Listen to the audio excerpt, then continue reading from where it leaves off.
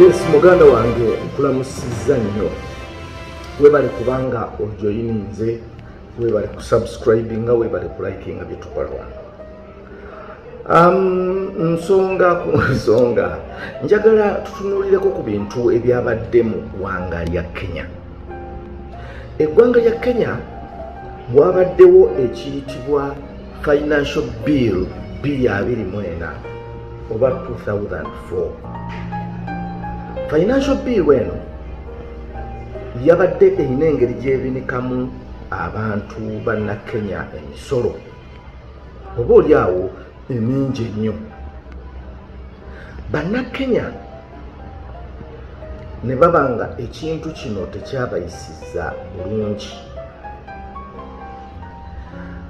So bino ebiriwo omukulembeze wa NUP Robert Kyagulanyi aka Bobi Wine yali yabiraba era n'abyogerako n'agamba bannakenya temuyigira ku nsobi za Uganda, temuyigira ku nsobi zammwe, muyigire ku Uganda. Bwatyo bwe yayogera. If you Kenyans cannot learn from the experiences of Ugandans, then it will be unfortunate for you to learn from your own experiences.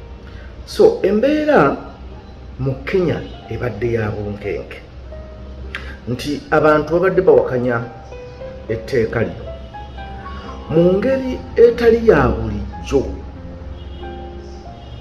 Abantu bano beegugunze nga tebalina bukulembeze.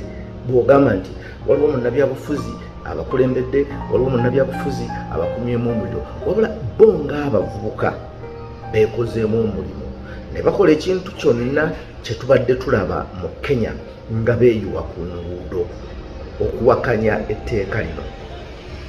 Nina omukyalo omu gwe nalabye nga ye agamba ng'alinga agamba nti kyakola yakikoppye ku Uganda, to borrow a leaf from Uganda.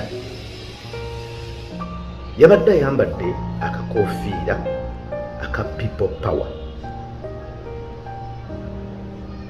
n'ayimirira ng'alinga agamba nti naffe kye tukoze nga bannakenya kye bayita people power, our power. Omukyala yagamba akakofiira yakafuna mu Uganda ku bitero bya NUP.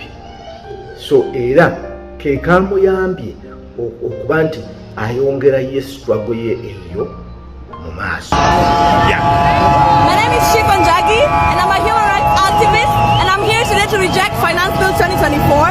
I got this hat from Bobi Wine's headquarters in Uganda. So this mandamano. People power, our power. Kakana ebbago lino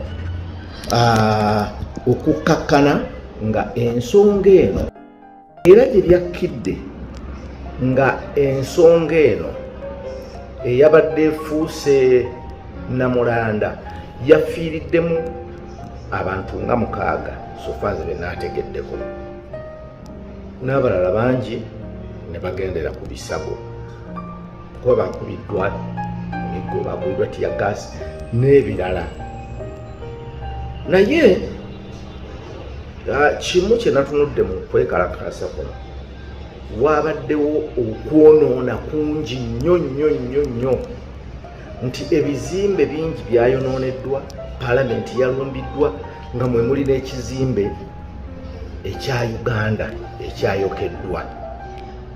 So mu kukakkana nti wabaddewo okwonoona ekintu ekitali oba oliawo kirungi, naye abantu bo bwe batyo basazeewo okwogera eri gavumenti. Munnange era okwogera kwabwe kwawuliddwa pulezidenti wa Kenya omukulu Ruto. Bw'atyo yavuddeyo n'agamba nti etteeka lino tagenda disayininga, agenda kuddamu ayogere n'abavubuka, yagambye nti agenda kuddamu ayogere n'abavubuka, ayogere n'abantu kubanga bayogedde. Lwakuba enjogera gye bayogeddemu bo gye basobodde okwogeramu, nyinza okugaa nti gye basobodde okwogeramu yabadde eyo. kakati gwe munnayuganda awuliriza era alaba ekyo kyabadde Kenya, abantu ne balugulamu obulamu, naye eddoboozi lyabwe lyatuuse era bafunye okuddibwamu. Oba oli awo banaafuna obuweerero, tulinze kulaba olwaleero waliwo okukakkanyizibwa, emitima gy'abantu ginaddengu, naye nga sofa kiraga nti pulezidenti yasobodde okuwulira okwemulugunya kwabwe era n'areactinga n'agamba sigenda kukola ki, sigenda kusayininga. The people have spoken. eyo e Kenya. I am grateful to all the members of the National Assembly who voted yesterday affirmatively. Wano mu Uganda